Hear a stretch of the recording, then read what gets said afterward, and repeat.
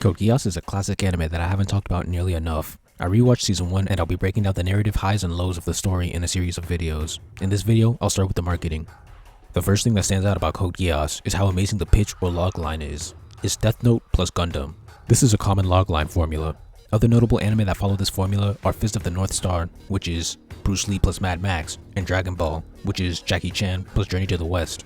However, Code Geass does this much better than the rest because each of the variables in its logline impact the genre in important ways. From Gundam, Code Geass gets mechas, soap opera, and war and politics. From Death Note, Code Geass gets a supernatural thriller with a sympathetic villain as the protagonist, with an interesting ideological conflict, along with the schemer genre, which I'll talk about later.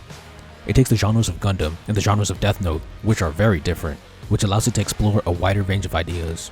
Code Geass masters the soap opera and mechas at least to the same level of Gundam, and it masters the schemer genre and ideological battles to the same level as, if not better than, Death Note. It maximizes its logline. Combining two popular titles so well might actually be part of the reason the story was able to gain a massive audience. Now, I'll look at how each of the genres were used, starting with the schemer genre. I dubbed this subgenre the schemer genre, and it contains anime like Death Note, Promised Neverland, and Talentless Nana. It's a subgenre of thriller based on the protagonist executing back-to-back clever plans in order to accomplish their goal. This genius scheming is definitely a major draw, just like in Death Note. The Geass powers and various political factions increase the range of possible schemes. Here's a list of epic schemes in Season 1. Lelouch used his power to kill the Britannians in Episode 1. He stole Valletta's nightmare frame, and used the insider info to help the terrorists fight back with nightmare frames. Lelouch makes Prince Clovis order a ceasefire and kills him. He counters Kallen's suspicions with a pre-recorded message, played by his controlled maid. He saves Suzaku and gains the trust of the terrorists.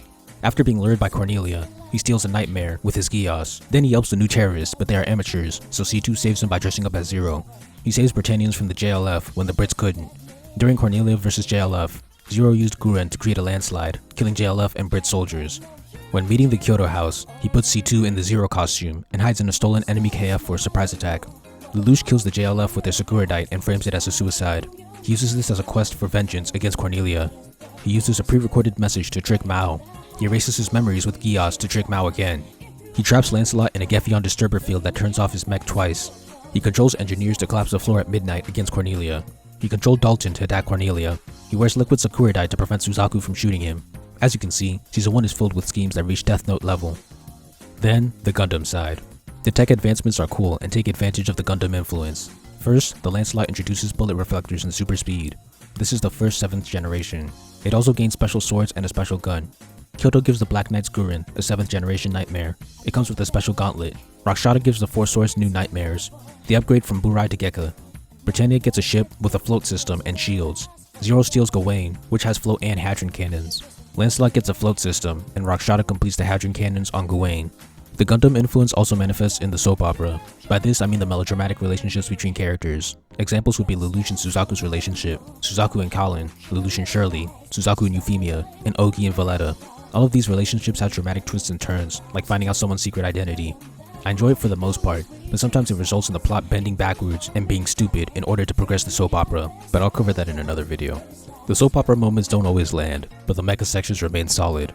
In conclusion, Code Geass combined two classic anime together to create a unique amalgamation that could take advantage of the distinct genres of each of its influences.